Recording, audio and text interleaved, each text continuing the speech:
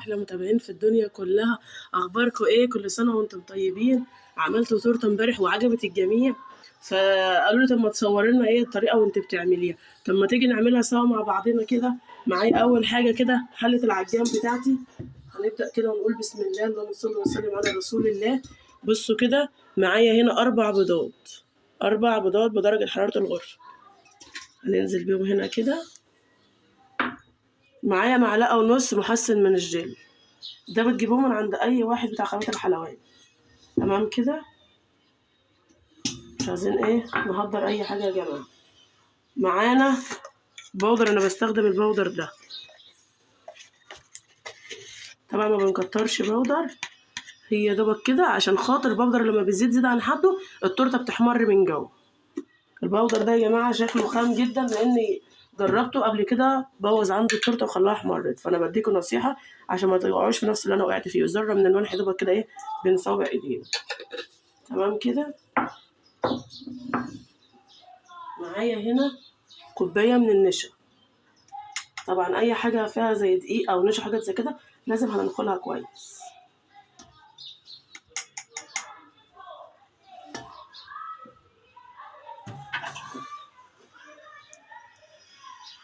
هنا لا، معايا نفس الكوبايه اللي عبيت بيها النشا، معايا كوبايتين دقيق هنزل بيهم كده، بس مش كلهم مره واحده، لازم انخلها. انا نخلته مره ودي التانيه.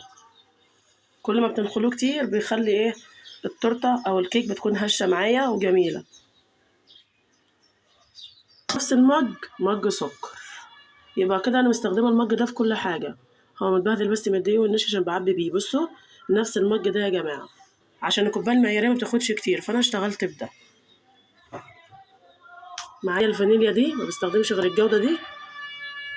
بصوا انا هحط دولت كده ودول كمان كتير يعني، فاهمين؟ بصوا عشان الفانيليا دي خام ما تمررش، يبقى نص معلقه من المعلقه الصغيره بتاعت الايس كريم دي. انا شاريه ده نص كيلو للاستخدام، بخلص اجي قافله كده تاني علشان يفضل ريحته محفوظه بيها. معايا هنا كوبايه ميه يا ساعه او ميه من الحنفيه عادي، بما ان الجو ساقع فانا حاطه كوبايه من الحنفيه. هنزل مش كلها كده وهنقلب. ومعايا هنا هنحط تقريبا كده معلقه ايه من الخل.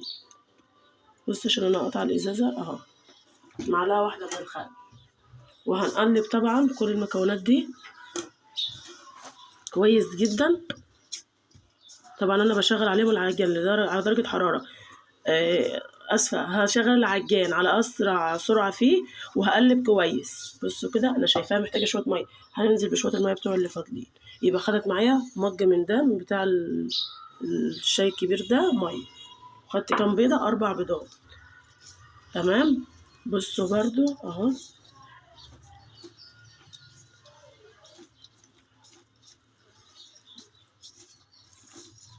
طبعا انتوا شايفين الخليط قدامكم واضح ان هو اصفر. اول ما بشغل العجان بيتضاعف وبيبقى كريمي وبيكون ابيض جدا ما شاء الله. برضه هصور لكم كل التركات دي. انا عايزه اوريكم ان انا سبت نص مج من الدقيق، يعني انا خدت كام مج دقيق؟ مج ونص دقيق. بصوا برضه عشان تبقوا متاكدين. بصوا انا خدت كده مج ونص دقيق ومج نشا، يبقى انا استخدمت في الوصفه بتاعتي كام النهارده؟ مج ونص دقيق، مج نشا، مج سكر، 4 بيضات، مج ميه من التاني، نص معلقه فانيليا، معلقه من الخل، معلقه صغيره من البيكنج باودر، معلقه ونص محسن جل. تمام كده عشان يبقى الوصفه قدامكم كل حاجه فيها. معلش يا حبيب قلبي الاضاءه عندي في المطبخ فاصله، فانا اهوت بقى هشغل العجين وهوريكم شكله بعد ما ينضرب.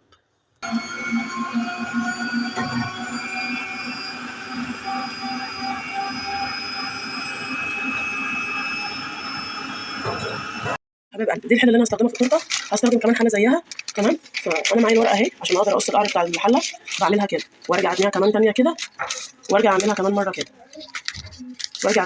بصوا كده وهاجي اقصها من تحت كده على نص الدايره ونعمل كده نعدل ورقتي كده. بصوا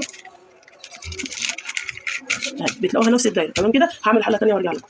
بصوا بقى بحط زي معلقه واحده من الزيت كده ماشي، ونجيب الفرشه بتاعتي وندهنها كلها من القعر ومن الجناب، لان انا ما بحطش ورق زبده في الجناب خالص. ليه بقى؟ هنوفر ماشي، بدل ما نبيع التورته غاليه نقلل في ثمنها لان كل حاجه طبعا غاليه، فعشان نقدر ان احنا نحط الورقه بتاعتي كده ونبدا نعوزها تاني بالفرشه كده اللي فيها الزيت. اي حله انتوا عايزين تعملوها اعملوها كده من غير ولا بحط دقيق ولا اي حاجه، هي بس شويه الزيت وخلاص. على كده ثانيه برده بصوا، ودي ستانلس كمان، يعني ستانلس خفيفه. انتوا بقى تظبطوا تسويتكم. انا كده اول ما بدات تضرب في التورته ولعت البوتاجاز عندي، ولعته يسخن من تحت بس، ما بولعش انا من فوق، انا بولع من تحت بس وبسوي برده من تحت بس، وبحط التورته عندي في الشبكه، ما بحطهاش فوق، يعني بحطها عندي عشان ما بحطهاش تحت. تمام كده. ومعايا الصينيه دي فاضي معاها اللي هو مليانه فيها. بصوا معايا الصينيه الصغيره دي برده هعملها كده لاولادي، انا عايزه اعملها لهم يا جاتوه ريسترول او ايه تورتايه كده، طبعا كده تبقى صغيره مش عايزاها كبيره يعني. بصوا بقى طبعا عشان ما نهدرش ورق، ده الورق اللي طالع مني من حروف الحله، طبعا مش ههدر برده حاجه. بصوا بسويه كده عشان ما ارميش خساره، اي حاجه في الزمن اللي احنا فيه ده خساره. بصوا اهي، يبقى احنا عملنا الحلتين والبتاع بورقتين زبده بس، حلتين والصينيه بصي كده عشان تمسك تبقى حلوه، برضه تحط منها زيت كده. تمام كده. هنشوف بقى الخليط عندنا بينضرب في العجان وهجيب لكم ايه. بصي يا حبايب قلبي كده بعد ضرب 7 دقائق او 10 دقائق، ما تزودوش عن كده. تعالوا بقى كده نفضي في الحله. بسم الله، اللهم صل وسلم وبارك على رسول الله. طول ما انتوا شغالين كده اذكروا الله. تمام كده.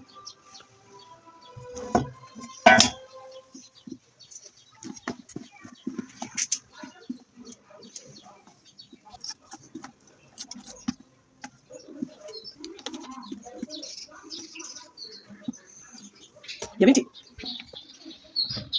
بصوا بقى كده نفردها طبعا ايه، نظبط كده كده من 4 بيضات يا جماعه، اللهم بارك عملنا 3 حاجات يعني ما شاء الله. يعني الاسعار بره بصوا كل حاجه نار، فانتوا تقدروا لو عملتوا بنفس الطريقه ديت ومشيتوا على كل المقادير دي هتعملوا باسعار ارخص من بره بكتير، وهترزقوا برده وربنا هيكرمكم.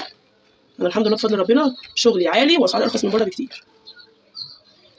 هتقولوا لي ازاي؟ لو انتوا حسبتوا كل حاجه اللي عملناها كده هيبقى ايه، ربنا هيكرمك. تمام كده. خش على اللي بعدها. يعني ما شاء الله يعني وتقدروا كمان تعملوا تورته طبقتين 2 وتبقى رخيصه. يعني الناس لو مستغليه التورته 3 طبقات او 4 طبقات، ما احنا ممكن نقلل العجين ونخليها طبقتين 2 ونبيعها ارخص. لو بنبيع التورته مثلا ب 200 نبيعها ب 150 كده. بصوا كده التورته الثالثه اهي، بسم ما شاء الله اللهم بارك. يعني على فكره التورته اللي في قدامي دي اللي انا ماسكاها مقاس 18 تمام، واللي قبليها تخش لها على مقاس 19 او مقاس 20 كمان لانها اكبر من الحله دي. فيعني اللهم بارك، يعني تورته تمام مقاس 18 وتورتايه مقاس 20 او 19، وديت يعني اصغر صينيه في ال3 طوال. يبقى بصوا اللهم بارك 3 تورتيات من 4 بيضات فقط، 3 تورتيات من 4 بيضات فقط، وبعدها لكم المره ال 20 اهو. جيب كده 3 تورتات، 1 2 3 مقاس 20 مقاس 18. التورته ديت اصغر صينيه في ال3 طوال. تعالوا بقى ناخدهم بقى، نروح ندخلهم الفرن على درجه حراره 180 على الشبكه اللي في النص لمده 40 دقيقه ونطلعهم. نبدا نختبر لانهم مستووا بنطلعهم، لانهم لسه ما استووش بنسيبهم كمان 5 دقائق لحد ما يستووا كويس.